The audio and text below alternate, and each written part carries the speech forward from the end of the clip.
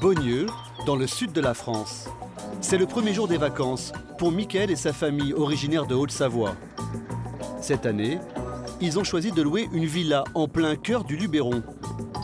Après plus de 4 heures de route, ils ont hâte d'y être. J'espère une belle maison, un beau cadre,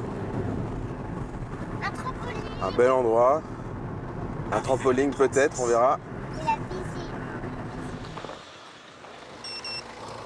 Bonjour, c'est les nouveaux locataires. Merci. On va être bien là. On va être très bien. Ah oui, c'est sûr.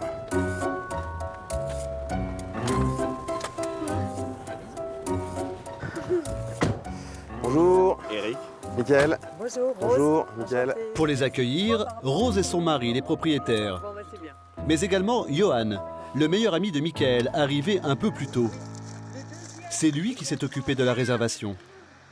Et c'est en voyant la piscine qu'il s'est décidé. Il est à 25 degrés. Je l'ai touché avant que vous arriviez.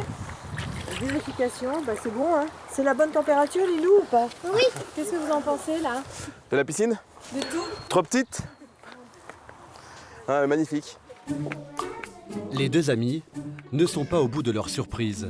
À l'intérieur de la villa, 200 mètres carrés habitables, 8 chambres et un design raffiné du salon jusque dans les étages.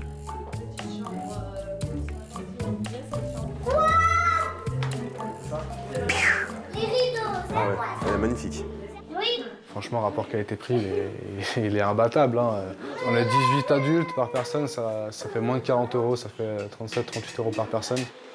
Une villa grand luxe pour 38 € la nuit. C'est 2 fois moins cher que s'il s'était installé à l'hôtel ou dans une résidence de vacances classique de la région. Au fil de la journée, les autres familles arrivent. Ils ont beau être à 400 km de chez eux, les voilà comme à la maison. Ça c'est de la jolie chambre, ça. Ah, magnifique. Ah. Le cadre, il est juste magique, quoi. On a que le sourire depuis qu'on est arrivé. Et il y a de quoi garder le sourire. Un boulodrome, mais également un jacuzzi et une piscine digne d'un hôtel 5 étoiles. Pari réussi pour Johan et Mickaël. On est prêts, les vacances sont lancées, c'est parti! Cette maison de rêve, ils l'ont trouvée sur un site en passe de devenir la référence des bons plans vacances. Airbnb, que l'on surnomme désormais le plus grand hôtel de la planète. Du petit studio au loft design, en passant par la cabane dans les arbres, de 10 € à près de 10 000 € la nuit, on trouve de tout sur ce site de location de vacances chez l'habitant. Créé en 2008 et présent dans 191 pays, le site a déjà fait voyager plus de 40 millions de personnes. Et fait la fortune de ses 3 jeunes fondateurs, Joe Gebbia, Nate Blecharczyk et Brian Chesky.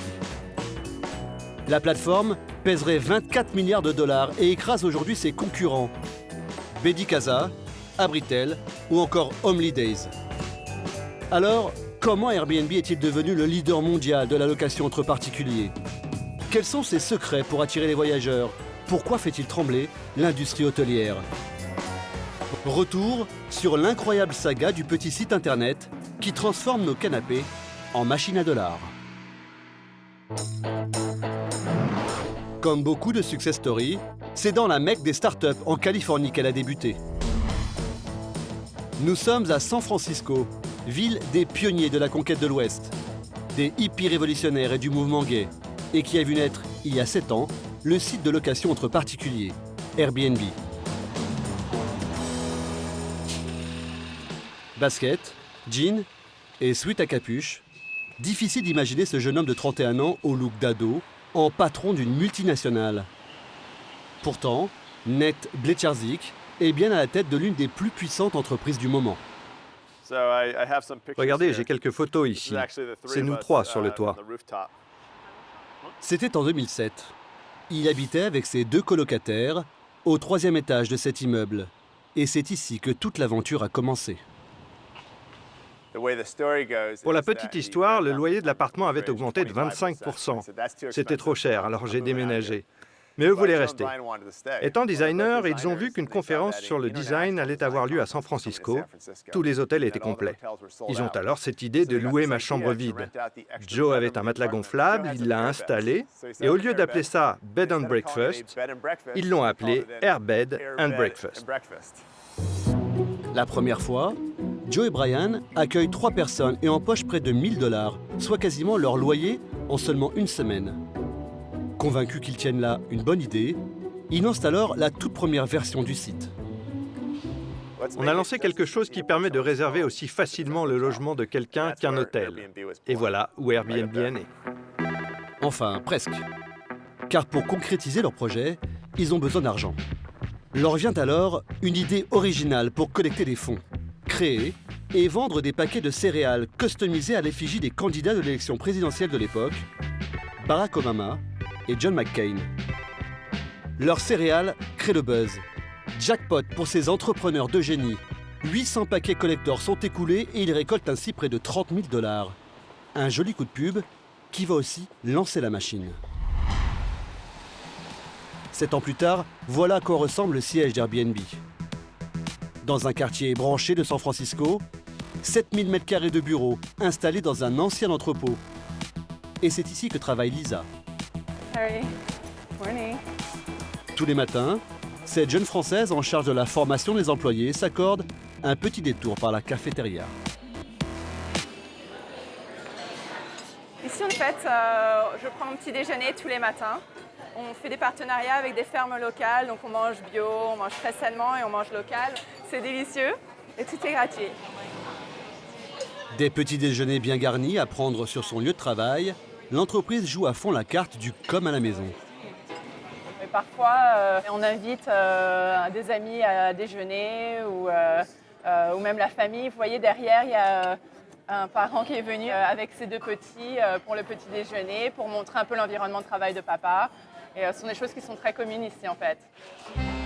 Plus surprenant encore, on y croise même des chiens qui se baladent sans laisse parmi les employés. Yay, he's gonna hang out with us. Chez Airbnb, on travaille les pieds sur la table, ou bien même en chaussettes. Et pour la déco, les fondateurs n'ont pas été chercher très loin. Ici, on a une espèce de réunion qui est très sympa. La plupart de nos salles de réunion sont en fait des répliques d'annonces qu'on peut trouver au travers le site un peu partout dans le monde. Donc, nos réunions en général se passent à Bali, à Copenhague, au Maroc. Même les annonces les plus insolites ont été recréées. J'aime bien regarder les gens faire des allées et venues. Ça reste quand même un lieu privé, calme, où l'on peut bien travailler. C'est sympa. Un lieu de travail que l'on aurait presque plus envie de quitter. Mais ne vous fiez pas à cette ambiance décontractée. Ici, on ne chôme pas. Ingénieurs, graphistes, responsables marketing et experts en communication, en tout, 450 personnes ne comptent pas leurs heures pour animer ce qu'ils appellent leur communauté. Lisa fait partie de l'équipe depuis ses débuts. Elle a vu grandir la petite entreprise qui, à l'époque, ne comptait qu'une quinzaine d'employés. En permanence, on avait des idées. Ah, et si on faisait ça, et si on développait, ah, et si on traduisait le site. Et en général, une idée pouvait arriver le matin et l'après-midi, elle était créée. Aujourd'hui, on essaie de continuer à avoir un environnement dans lequel les choses peuvent avancer vite. Et comme on le dit très bien ici dans la Silicon Valley, il vaut mieux demander pardon que demander la permission. Donc, Un état d'esprit frondeur et aventurier qui a fait ses preuves. Depuis le début de l'année, le site est utilisé chaque mois par 1 million de voyageurs en moyenne. De quoi donner le sourire à son patron. Pour nous, c'est incroyable. Il y a encore à peine 7 ans, c'était un concept méconnu. Personne ne faisait ça. Et rien que ce soir, 400 000 personnes à travers le monde dormiront dans un logement Airbnb. Et certains se retrouveront peut-être dans des lieux incroyables, voire insoupçonnés. Dormir dans un coquillage au Mexique, un phare en Australie, un ranch en Californie, une île privée aux Fidji ou encore un palais au Rajasthan. Si Airbnb cartonne, c'est parce que le site mise aussi sur l'exceptionnel pour séduire sa clientèle parmi 1 500 000 logements chez des particuliers. car l'entreprise a compris comment proposer ces logements à la location sans débourser 1 euro. Mais alors, comment le site fait-il pour gagner de l'argent? Pour ça, il s'appuie sur un vaste réseau d'hôtes à travers le monde. Dans les Côtes-d'Armor, Yves est l'un des 150 000 hôtes français à avoir succombé au charme du gîte occasionnel. Ce propriétaire d'une belle résidence secondaire typiquement bretonne, avec pierres apparentes et toits en ardoise, est sur Airbnb depuis 4 ans. Ici, donc, vous êtes dans une maison, dans une maison de famille. En fait, c'était notre maison à l'époque où mes parents étaient en ferme. En fait, même moi, je suis né là avec mes sœurs. Donc, cette maison a une histoire. On y est très attachés. Donc, on a envie de continuer à faire vivre ces lieux. C'est important pour nous. Pour cela, Yves a donc décidé de la louer, mais uniquement à des vacanciers. Hello Nick. Bonjour. Bonjour, ça va? Ça va? Cette fois, Okay. ils sont américains. Bonjour. Bonjour Barbara, comment allez-vous? Bien. Et vous? Bien. Vous voulez un petit café? On vient d'attaquer le petit déjeuner. C'est Nick qui prépare le café, alors je ne vous promets rien. Ambiance bonne franquette. Le propriétaire est même invité à la table du petit déjeuner. Après une semaine passée en Bretagne, c'est le jour du départ pour cette famille qui a découvert, grâce à leur hôte, une toute autre manière de voyager. Yves nous a donné beaucoup d'informations sur les alentours. C'était super et ce n'était pas dans le guide. Les plus belles plages de la côte d'Émeraude, les promenades à cheval pour les enfants, de bonnes adresses que seul un autochtone pouvait connaître. Vous pouvez être à l'hôtel et finalement ne pas vraiment découvrir la ville où vous logez, et même le pays la plupart du temps. Mais là, avec ce genre d'expérience, vous pouvez vraiment comprendre et ressentir la culture locale. Une expérience unique et qui permet au site de s'enrichir. Si l'inscription est gratuite, pour se rémunérer, la plateforme prélève des frais de service. Mais c'est l'hôte qui fixe son tarif comme il le souhaite. Chez Yves, par exemple, pour une nuit facturée 100 €, Airbnb prélève alors une commission de 3,80 €. Les voyageurs, eux, versent en plus des 100 €, 14,40 € de commission au site. Au total, la nuit coûte 114,40 €. Cette somme est payée directement à la plateforme avant qu'elle ne reverse l'argent au propriétaire. Au revoir. Au revoir. Yves a le sourire. Ces voyageurs repartent enchantés et ils ne sont pas les premiers. Au revoir. Bye bye. Bye bye. La preuve, avec les commentaires laissés sur la page de son annonce. Nous avons été très bien accueillis par Yves, qui a été très disponible. Voilà, commentaire de Marie, Yves nous a très bien accueillis dans cette maison très agréable. Chaque voyageur évalue la qualité de l'accueil à l'issue de son séjour. Selon le site, plus vous obtenez d'avis favorables, plus vous avez de chances de louer votre bien. Cette année, Yves a déjà perçu plus de 7 000 € grâce à sa maison de famille, des revenus qu'il devra ajouter à sa prochaine déclaration d'impôt. Ce qui est important quand même. Donc ça paye des charges et ça nous permet de continuer à faire évoluer nos locations, de rénover un petit peu, d'ameubler, voilà. En cette période de vacances, pas le temps de souffler. Yves prépare déjà l'arrivée des prochains vacanciers. Alors maintenant c'est ménage, donc avec ma maman, avec ma sœur, et voilà, maintenant on va faire le ménage et puis on va préparer l'accueil pour les nouveaux locataires. Un ménage qu'il facture en plus 40 € par séjour aux vacanciers, mais dont il s'occupe en famille. Et ils ne sont pas trop de 3 pour tout remettre en ordre. Faut tout laver, tout repasser. Si on n'était pas en famille, je crois que j'aurais un peu de mal, hein, parce que chacun aussi a sa mission, hein, voilà. C'est beaucoup de travail, oui, c'est vrai. Ça prend beaucoup de temps quand on veut vraiment bien s'en occuper. Ce n'est pas leur métier, et pourtant, ils ont rapidement compris que pour satisfaire les voyageurs à moindre coût, chaque détail compte. Alors ça, c'est un petit cadeau d'accueil, un petit cadeau de bienvenue avec des spécialités bretonnes, hein, des caramels au beurre salé, des galettes et puis une bouteille de cidre. Voilà, on essaie de chouchouter nos clients.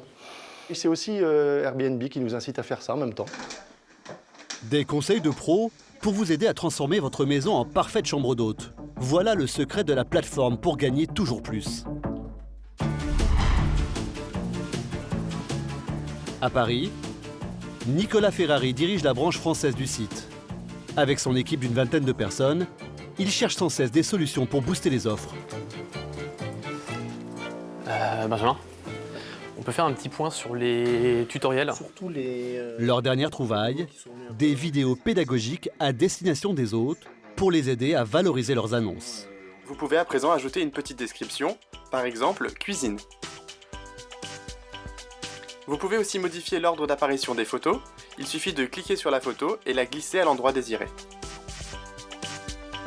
Plus tu as de photos à ton annonce, mieux tu réserves. Ouais. Et en l'occurrence, une annonce, il y a 10 photos, réserve 6 fois mieux qu'une annonce qui n'en a que 3. Une interface simple et intuitive, mais pour inciter encore plus les voyageurs, le site a mis en place des règles strictes pour savoir qui se cache derrière une annonce ou un profil. On vérifie l'identité des gens via leur adresse mail, via leur numéro de téléphone, et également en leur demandant de scanner une carte d'identité ou un passeport au moment où ils s'inscrivent sur le site. C'est important parce que là, une grande partie de nos hôtes louent leur résidence principale. Donc effectivement, c'est important pour eux de savoir qui sont les voyageurs, les personnes qui viennent chez eux. Et pour d'éventuels dommages, une assurance qui couvre vos biens à hauteur de 800 000 €. Les arguments font mouche. Une chambre est louée environ toutes les 10 secondes sur le site. À ses débuts en France, il y avait seulement 7 000 annonces en ligne. 3 ans plus tard, il y en a près de 150 000. Et il y a une profession qui voit ce développement d'un très mauvais œil, les hôteliers. Aujourd'hui, ils organisent la riposte. À leur tête, Roland Aiguy, le président du principal syndicat hôtelier français, venu faire un point sur le secteur. Bon, mesdames, messieurs, bonjour. Merci de votre présence. Et sur leur nouvel ennemi.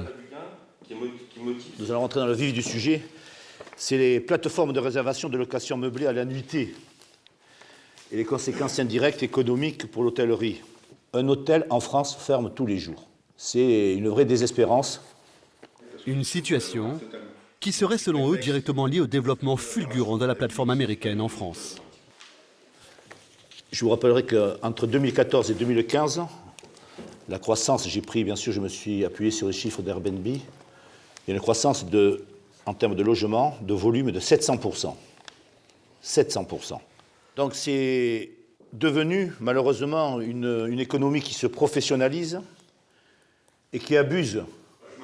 Malgré des alertes lancées au gouvernement, c'est une profession qui s'inquiète et qui subit, impuissante, face à la montée de ce nouveau phénomène. On a effectivement une réglementation administrative très, en termes d'hygiène, en termes de sécurité incendie, en termes d'accessibilité, en termes de code de travail. C'est une concurrence déloyale, illégale, parce qu'ils n'ont pas les mêmes règles que nous. Une concurrence qui s'accélère. À Paris, Airbnb est un véritable réseau de chambres d'hôtel qui ne dit pas son nom. En à peine 3 ans, le site est passé de 4 000 à 50 000 annonces dans la capitale, devenant ainsi le premier marché d'Airbnb au monde. Mais en France, la loi est claire. Une habitation principale peut être louée, mais pas plus de 4 mois par an au total. À Paris, pour une résidence secondaire, il faut obtenir une autorisation préalable de la mairie. Si certains louent leur logement occasionnellement, d'autres achèteraient des appartements uniquement dans le but de les proposer à des touristes. Pour mettre fin à ce business très lucratif qui entraîne hausse des loyers et spéculation, une cellule de contrôle de la mairie de Paris a été mise en place. Donc le 33. Geneviève est l'une des inspectrices. Sa mission du jour, dans le quartier très touristique du Marais, débusquer les propriétaires de résidences secondaires qui abusent des sites de location de courte durée, comme Airbnb. Nous avons eu des plaintes de copropriétaires, de personnes qui se plaignent de nuisances dans leur immeuble. Et donc nous allons voir un peu ce qui s'y passe. C'est en passant au peigne fin les annonces que les agents repèrent les immeubles à inspecter. Ensuite, pour retrouver l'appartement, la technique de Geneviève est simple. Il ne semblerait pas qu'il y ait quelqu'un. Elle sonne aux portes et tente de se faire ouvrir par les occupants qu'elle espère être des touristes. Parce qu'en fait, il arrive régulièrement qu'une personne soit à l'intérieur mais ne souhaite pas nous ouvrir. Je ne sais pas si c'est des consignes particulières, du genre il y a des méchants agents de la ville de Paris qui veulent vous embêter. Mais finalement... Bonjour monsieur, excusez-moi de vous déranger, madame de la mairie de Paris. Je suis en enquête sur les locations meublées de courte durée. Je fais un état d'occupation de l'immeuble. You don't speak... you speak in... Sorry. And where are you from? San Francisco, California. San Francisco, California. Yes. Shall I take a photo, please? Of the apartment? Yes. Sure. Thank you. Nous resterons à l'entrée. Mais l'inspectrice, elle, est autorisée à pénétrer dans les logements pour récolter des preuves. OK, I thank you very much. Have a good time in Paris. Ici, aucun doute. Vous avez l'absence de documents personnels, de photos personnelles. Il y a un côté un petit peu, à la fois, qui peut être chaleureux, mais en même temps complètement anonyme. Les touristes ne sont pas inquiétés, mais les propriétaires, eux, risquent gros. Une amende pouvant aller jusqu'à 25 000 €. 2 rues plus loin, un autre immeuble a été identifié. À tous les étages, des logements sont suspects. Geneviève poursuit son enquête. Oh, bonjour, excusez-moi de vous déranger. Bonjour, monsieur. Madame de la mairie de Paris, est-ce que vous savez s'il y a des touristes pour de courtes durées à ce niveau-là? Parce que, oui, vous pensez. Et savez-vous dans quel local précisément? Je pense que c'est la deuxième, pas celle-là. Pas celle-là, la salle du milieu. Merci. Un vrai métier de détective. Et bizarrement, la sonnette ne fonctionne pas. Le fait qu'une sonnette ne fonctionne pas est un indice, ainsi que le paillasson avec Paris et la Tour Eiffel. C'est quand même des petits indices permettant d'imaginer que cela est une location de courte durée. Personne dans cet appartement, mais par chance, juste en dessous, l'inspectrice rencontre la gardienne qui, elle, a les clés. D'accord, je vais jeter un coup d'œil. C'était juste ça. Vous avez repéré des locations meublées de courte durée dans l'immeuble? Je sais que ça fait ça. Il y en a. Il y en a pas mal. Il y en a pas mal. Je sais qu'au 4e et 5e, ils font souvent ça. Ils font souvent des locations meublées de courte durée. Oui, parce que même moi aussi, j'avais des soucis. Il y a des gens qui montaient sur les toits. Cela paraît anodin, mais pourtant ces pratiques ont un impact considérable. La mairie estime que le Marais aurait perdu 5000 habitants à cause de la multiplication des meublés touristiques. Dans un immeuble, vous pouvez avoir 4, 5, 7 annonces, 7 locations meublées de courte durée. Vous imaginez avec le nombre de bâtiments dans... Alors, moi, ça m'est arrivé dans un immeuble de trouver 15 locations meublées de courte durée. Et au final, des mètres carrés en moins pour les Parisiens.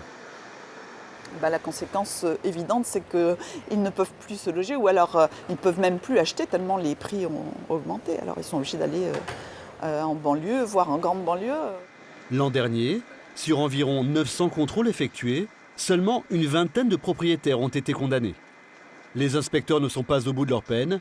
Dans le centre historique de Paris, un appartement sur 4 serait devenu un meublé touristique. Et ce n'est pas prêt de s'arrêter. Malgré l'augmentation des contrôles, Airbnb poursuit sa lancée.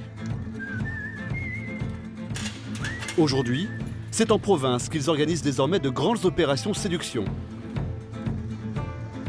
Saint-Malo, en Bretagne. Bonjour. Super.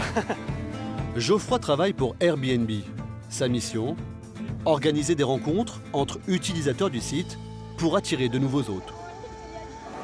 C'est parti. Ouais. On a un temps paisible. Oui, c'est bien. C'est bien. C'est hein. bien. Ouais. Je vois que tout le frais, toute la nourriture est prête là. Ça y est? Oui, il y a encore les huîtres et les gambas qui vont arriver tout à l'heure. D'accord. Et cette fois, c'est un cadre exceptionnel qui a été choisi. Un fort classé du 18e au large de la baie. Arrivé en bateau, concert de cornemuse. Je crois que la soirée va être belle.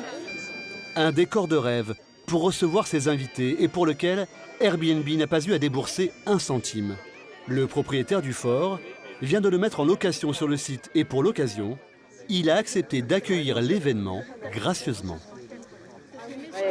N'oubliez pas qu'il y a également des galettes de saucisses, des huîtres, du fromage, du kouign-amandes. Ça se passe là-bas, hein?